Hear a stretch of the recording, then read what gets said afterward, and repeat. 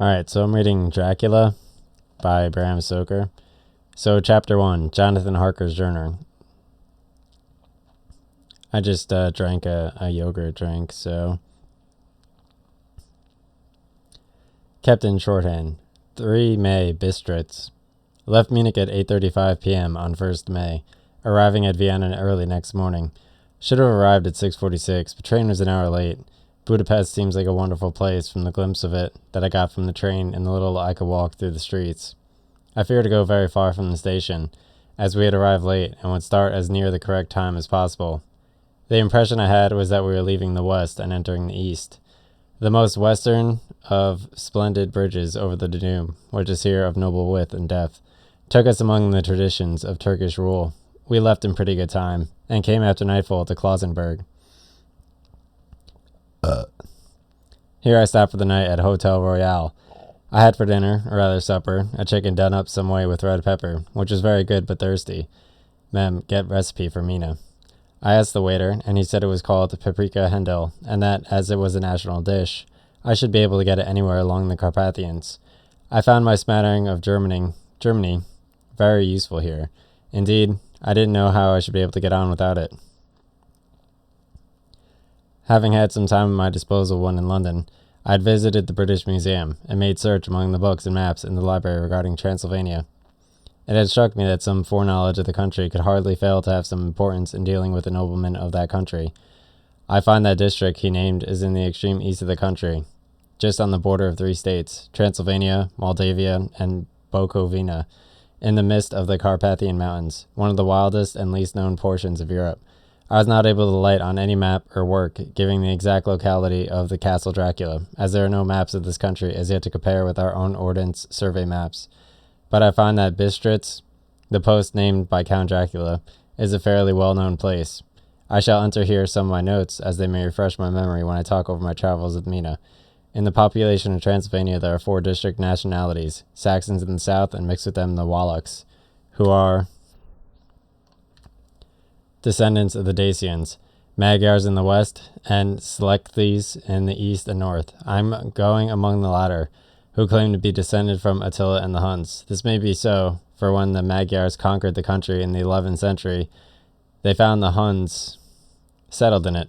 I read that every known superstition in the world is gathered into the horseshoe of the Carpathians, as if it were the center of some sort of imaginative whirlpool. If so, my stay may be interesting. Mem, I must ask the Count all about them. I did not sleep well, though my bed was comfortable enough, for I had sort of queer dreams.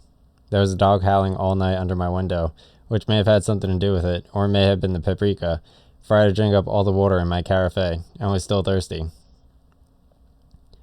Towards morning I slept, and I was wakened by the continuous knocking at my door, so I guess I must have been sleeping loudly then. I had for breakfast more paprika, and a sort of porridge from maize flour, which they said was mamaglika, and eggplant stuffed with forcemeat, a very excellent dish which they called implementata. Get a recipe for this also. I had a hurried breakfast, for the train started a little before 8, or rather it ought to have done so, for after rushing to the station at 7:30, I had to sit in the carriage for more than an hour before we began to move. It seems to me that the further east you go, the more unpunctual are the trains. What ought they be in China? All day long, we seemed to dawdle through a country which was full of beauty of every kind. Sometimes we saw little towns or castles on the top of steep hills, such that we see in old missals. Sometimes we ran by rivers and streams which seemed, from the wide stony margin on each side of them, to be subject to great floods. It takes a lot of water, and running strong, to sweep the east edge of a river clear. At every station there were groups of people, sometimes crowds, and in all sorts of attire. Some were just like the peasants at home, or those that I saw coming through France and Germany, with short jackets and round hats and homemade trousers, but others were very picturesque. The women looked pretty, except when you got near them, but they were very clumsy about the waist. They had all full white sleeves of some kind or other, and most of them had big belts with a lot of strips of something fluttering from them like the dresses in a ballet. But of course there were petticoats under them. The strangest figures we saw were the Slovaks, who were more barbarian than the rest, with their big cowboy hats, great baggy, dirty white trousers, white linen shirts, and enormous heavy leather belts, nearly a foot wide, all studded over with the brass nails. They wore high boots with their trousers tucked into them and had long black hair and heavy black mustaches. They are very picturesque but do not look prepossessing. On the stage, they would be all set down at once at some oriental band of brigands. They are, however, I am told, very harmless and rather wanting in natural self-assertion. It was on the dark side of twilight when we got to Bistritz, which is a very interesting old place. Being practically on the frontier, for the Borgo Pass leads from it into Bukovina, it had to have very stormy existence, and it certainly shows marks of it. 50 years ago, a series of great fires took place, which made terrible havoc on 5 separate occasions. At the very beginning of the 17th century, it underwent a siege of 3 weeks and lost 13,000 people, and casualties of war proper being assisted by famine and disease. Count Dracula had directed me to go to the Golden Krone Hotel, which I found to my great delight to be thoroughly old-fashioned, for, of course, I wanted to see all I could of the ways of the country. I was evidently expected, for when I got near the door, I faced a cheery-looking old elderly woman in the usual peasant dress, white undergarment with long double apron front and back of colored stuff fitting almost too tight for modesty. When I came close, she bowed and said, "The Herr Englishman." "Yes," I said, "Jonathan Harker."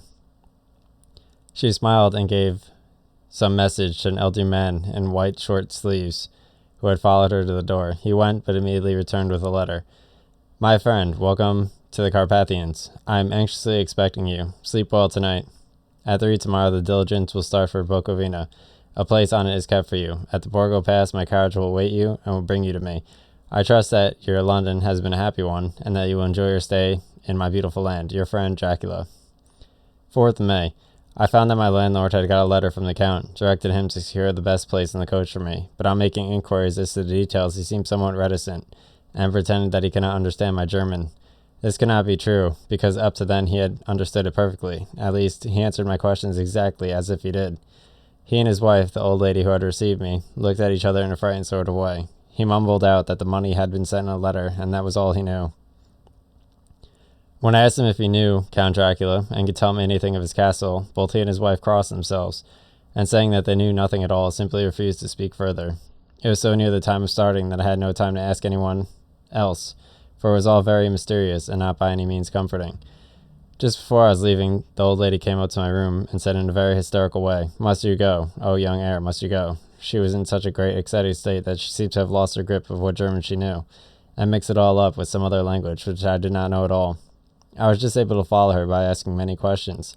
When I told her that I must go at once, and that I was engaged on important business, she asked again, "Do you know what day it is?" I answered that it was the 4th of May. She shook her head as she said again, "Oh yes, I know that, but do you know what day it is?" On my saying that I did not understand, she went on, "It is the eve of St. George's Day. Do you not know that tonight, when the clock strikes midnight, all the evil things in the world will have full sway? Do you know where you are going and what you are going to?" She was in such evident distress that I tried to comfort her, but without effect. Finally, she went down on her knees and implored me not to go, at least to wait a day or two before starting. It was all very ridiculous, but I did not feel comfortable. However, there was business to be done, and I could allow nothing to interfere with it. I therefore tried to raise her up, and she said, as gravely as I could, that I thanked her, but my duty was imperative, that I must go. She then rose and dried her eyes, and taking her crucifix from her neck, offered it to me. I did not know what to do, for, as an English churchman, I have been taught to regard such things as in measure idolatrous, and yet it seemed so ungracious to refuse an old lady meaning so well, and in such a state of mind. She saw, I suppose, the doubt in my face, for she put the rosary round my neck, and said, "For your mother's sake," and went out of the room. I'm writing up this part of the diary whilst I'm waiting for the coach, which is of course late, and the crucifix is still around my neck. Whether it is the old lady's fear, or the many traditions of this place, or the crucifix itself, I do not know, but I am not feeling nearly as easy in my mind as usual. If this book ever reach Mina before I do, let it bring my goodbye. Here comes the coach. The 5th of May, the castle. The gray of the morning had passed, and the sun is high over the distant horizon, which seems jagged. Whether with trees or hills I know not, for it is so far off that big things and little are mixed. I am not sleepy, and as I am not to be called till I awake, naturally I write till sleep comes. There are many odd things to put down, and, lest who reads them may fancy that I dined too well before I left Bistritz. Let me put down my dinner exactly. I dined on what they called robber's steak, bits of bacon, onion, and beef, and seasoned with red pepper, and strung on sticks, and roasted over the fire. in the simple style of the London cat's meat. The wine was golden mediat, which produces a queer sting on the tongue, which is, however, not disagreeable. I had only a couple of glasses of this and nothing else. When I got on the coach, the driver had not taken a seat, and I saw him taking with the landlady. They were evidently talking of me, for every now and then they looked at me, and some of the people who were sitting on the bench outside the door, which they called by name word-bearer, came and listened, and then looked at me, most of them pityingly. I could hear a lot of words often repeated, queer words, for there were many nationalities in the crowd. So I quietly got my polyglot dictionary from my bag and looked them out. I must say they were not cheering for me, for amongst them were Ordog, Satan, Pokol, Hell, Stregoka, Witch, Vrolok, and Vlukaslak, both of which mean the same thing, one being Slovak and the other Serbian for something that is either werewolf or vampire. I must ask the Count about these superstitions. When we started, the crowd around the inn door, which had by this time swelled to a considerable size, all made the sign of the cross and pointed 2 fingers toward me. With some difficulty, I got a fellow passenger to tell me what they meant. He would not answer at first, but on learning that I was English, he explained that it was a charm or guard against the evil eye. This was not very pleasant for me, just starting for an unknown place to meet an unknown man, but everyone seemed so kind-hearted, and so sorrowful, and so sympathetic that I cannot be touched. I shall never forget the last glimpse which I had of the inn-yard and its crowd of picturesque figures, all crossing themselves as they stood round the wide archway, with its background of rich foliage of oleander and orange trees in green tubs clustered in the center of the yard. Then our driver, whose wide linen drawers covered the whole front of the box seat, Gotza, they called him, cracked his big whip over the 4 small horses which ran abreast, and we set off on our journey. I soon lost sight and recollection of ghostly fears in the beauty of the scene as we drove along, although I had known the language, or rather languages, which my fellow passengers were speaking. I might not have been able to throw them off so easily. Before us lay a green sloping land full of forests and woods, which here and there steep hills, crowned with clumps of trees or with farmhouses. The blank gable end to the road. There was everything a bewildering mess of fruit blossom, apple, plum, pear, cherry, and as we drove by I could see the green grass under the trees spangled with the fallen petals. In and out among these green hills of what they call here the Mittelland, my streamer just said key, like a twat, ran the road, losing itself as it swept along the grassy grove. It was shut out by the straggling ends of pine woods, which here and there ran along the hillsides like tongues of flame. The road was rugged, but still we seemed to fly over it with a feverish haste. I could not understand what the haste meant, but the driver was evidently bent on losing no time in reaching Borgenprund. I was told that this road is in summertime excellent, but that it has not yet been put in order after the winter snows. In this respect, it is different from the general roads of Carpathians, for it is an old tradition that they are not to be kept in too good an order. Of old, the hospitallers would not repair them, lest the Turks should think that they were preparing to bring in foreign troops, and so hasten the war which was already at loading point. Beyond the green swelling hills of the Mittelland rose mighty slopes of forest up to the lofty steeps of the Carpathians themselves. Right and left of us they towered, with the afternoon sun falling full upon them, and bringing out all the glorious colors of this beautiful range, deep blue and purple in the shadows of the peaks. Green and brown, where grass and rock mingled, and an endless perspective of jagged rocks and pointed crags. Still, they were themselves lost in the distance, where the snowy peaks rose grandly. Here and there mighty rifts in the mountains, though which, as the sun began to sink, we saw now and again the white gleam of falling water. One of my companions touched my arm as we swept round the base of a hill and opened up a lofty snow-covered peak of a mountain, which seemed, as we wound on our serpentine way, to be right before us. Look, Isden sick, God's seat, and he crossed himself reverently. As we wound on our endless way, and the sun sank lower and lower behind us, the shadows of the evening began to creep round us. This is emphasized by the fact that the snowy mountain top still held the sunset, and seemed to glow out with a delicate, cool pink. Here and there we passed Czechs and Slovaks, all in picturesque attire. But I noticed that goiter was painfully prevalent. By the roadside were many crosses, and as we swept by, my companions all crossed themselves. Here and there was a peasant man or woman kneeling before a shrine, who did not turn as we approached, but seemed in a self-surrender of devotion to have neither eyes nor ears for the outer world. There are many things new to me, for instance, hayricks in the trees, and here and there very beautiful masses of weeping birch, their white stems shining like silver through the delicate green of their leaves. Now and again we passed a leader wagon, the ordinary peasant's cart, with its long... My streamer just said, touch me.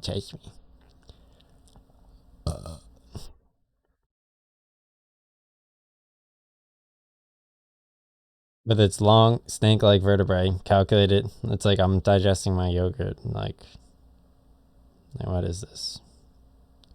With its long, snake-like vertebrae, calculated to suit the inequalities of the road. On this was sure to be seated quite a group of homecoming peasants, the Czechs with their white and the Slovaks with their colored sheepskins, and the latter carrying lance-fashion their long staves with axe at the end. As the evening fell, it began to get very old, and the growing twilight seemed to merge into one dark mistiness, the gloom of the trees, oak, beech, and pine, though in the valleys which ran deep between the spurs of the hills, as we ascended through the pass, the dark firs stood out here and there against the background of late-lying snow. Sometimes, as the road was cut through the pine woods that seemed in the darkness to be closing down upon us, great masses of grayness, which here and there bestrewed the trees, produced a peculiarly weird and solemn effect, which carried on the thoughts and grim fancies engendered earlier in the evening, when the falling sunset threw into the strange relief the ghost-like clouds, which among the Carpathians seemed to wind ceaselessly through the valleys. Sometimes the hills were so steep that, despite our driver's haste, the horses could only go slowly. I wished to get down and walk up them, as we do at home, but the driver would not hear of it. No, no, he said, you must not walk here. The dogs are too fierce. And then he added, with what evidently meant for grim peasantry, for he looked round and catched the approving smile of the rest, and you may have enough of such matters before you go to sleep. The only stop he would make was a moment's pause to light his lamps. When it grew dark, there seemed to be some excitement amongst the passengers, and they kept speaking to him, one after the other, as though urging him to further speed. He lashed the horses unmercifully with his long whip, and with wild cries of encouragement urged them to go on further exertions. Then, through the darkness, I could see a sort of patch of gray light ahead of us, as though there was a cleft in the hills. The excitement of the passengers grew greater. The crazy coach rocked on its great leather springs and swayed like a boat tossed on a stormy sea. I had to hold on. The road grew more level, and we appeared to fly along. Then the mountains seemed to come nearer to us on each side, and to and fro frowned down upon us. We were entering on the Borgo Pass. One by one, several of the passengers offered me gifts, which they pressed upon me with an earnestness which could take no denial. They were certainly of an odd and varied kind, but each was given in simple good faith, with a kindly word and a blessing, and that strange mixture of fear-meaning movements which I had seen outside the hotel at Bistritz. The sign of the cross and the guard against the evil eye. Then, as we flew along, the driver leaned forward, and on each side the passengers, craning over the edge of the coach, peered eagerly into the darkness. It was evident that something very exciting was either happening or expected, but though I asked each passenger, no one would give me the slightest explanation. This state of excitement kept on for some little time, and at last we saw before us the pass opening out on the eastern side. There was dark, rolling clouds overhead, and in the air the heavy, oppressive sense of thunder. It seemed as though the mountain range had separated two atmospheres, and that we had just got into a thunderous one. I was now myself looking out for the conveyance which was to take me to the Count. Each moment I expected to see the glare of lamps through the blackness, but all was dark. The only light was the flickering rays of our own lamps, in which the stream from our hard-driven horses rose in a white cloud. We could now see the sandy road lying white before us, but there was on it no sign of a vehicle. The passengers drew back with a sign of gladness, which seemed to mock my own disappointment. I was already thinking what I had best do, when the driver, looking at his watch, said to the other something which I could hardly hear. It was spoken so quietly, in so low a tone. I thought it was an hour less than the time. Then turning to me, he said German worse than my own. I rented a zip car. There is no carriage here. The heir is not expected at all. He will now come on to Bukovina, and return tomorrow on the next day. Better the next day. Whilst he was speaking, the horses began to neigh and snort and plunge wildly, so that the driver had to hold them up. Then, amongst a chorus of screams from the peasants and a universal crossing of themselves, a caleche with 4 horses drove up behind us, overtook us, and drew up beside the coach. I could see from the flash of our lamps, and the rays fell on them, that the horses were coal-black and splendid animals. They were driven by a tall man with a long brown beard, and I don't know how long the zip car lasts for, which seemed to hide his face from us. I could only see the gleam of a pair of very bright eyes, which seemed red in the lamplight. As he turned to us, he said to the driver, I am studying Arabic. You are early tonight, my friend. The man stammered in reply. The English heir was in a hurry, to which the stranger replied, That is why, I suppose, you should drink vodka. You wished him to go to Bukovina. You cannot deceive me, my friend. I know too much, and my horses are swift." As he spoke, he smiled, and the lamplight fell on a hard-looking mouth, with very red lips and sharp-looking teeth, as white as ivory. One of my companions whispered to another the line from Burger's Lenore. Not reading that. "For the dead travel fast." The strange driver evidently heard the words, for he looked up with a gleaming smile. The passenger turned his face away at the same time, putting out his 2 fingers and crossing himself. "Give me the heir's luggage," said the driver, which was exceeding alacrity. My bags were handed out and put in the caleche. Then I descended from the side of the coach as the caleche was close alongside. The driver helped me with a hand which caught my arm in a grip of steel. His strength must have been prodigious. Without a word, he shook his reins, and the horses turned, and he swept into the darkness of the pass. As I looked back, I saw the steam from the horses of the coach by the light of the lamps, and projected against it the figures of my late companions crossing themselves. Then the driver cracked his whip and called to his horses, and off they swept on their way to Bukovina. As they sank into the darkness, I felt a strange chill, and a lonely feeling came over me. But a cloak was thrown over my shoulders, and a rug across my knees, and the driver said in excellent German, "The night is chill, mynheer, and my master the count bade me take all care of you. There's a flask of Slivovitz, the plum brandy of my country, underneath the seat if you should require it." I did not take any, but it was comfort to know it was all there the same. I felt a little strangely, and not a little frightened. I think there had been an alternative. I should have taken it, instead of prosecuting that unknown night journey. The carriage went at a hard pace straight along. Then we made a complete turn, and went along another straight road. It seemed to me that we were simply going over and over the same ground again, and so I took note of the same salient point, and found that this was so. I would have liked to ask the driver what this all meant, but I really feared to do so, for I thought that, placed as I was, any protest would have no effect in case there was any intention to delay. By and by, however, as I was curious to know how time was passing, I struck a match, and by its flame looked at my watch. It was within a few minutes of midnight. This gave me a sort of shock, for I suppose the general superstition about midnight was encased by my recent experiences. I waited with a sick feeling of suspense. Then a dog began to howl, somewhere in the farmhouse far down the road, a long agonized wailing, as if from fear. The sound was taken up by another dog, and then another, and another, till, borne on the wind, when outside softly through the pass, a wild howling began, which seemed to come from all over the country, as far as the imagination could grasp it through the gloom of the night.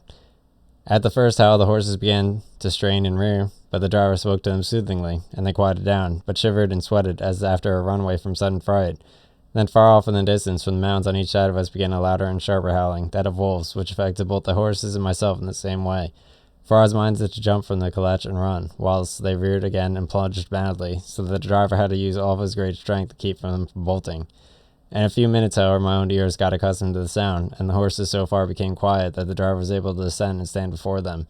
He petted and soothed them, and whispered something in my ears, as I have heard of the horse tamers doing, and with extraordinary effect, for under his caresses they became quite manageable again, though they still trembled.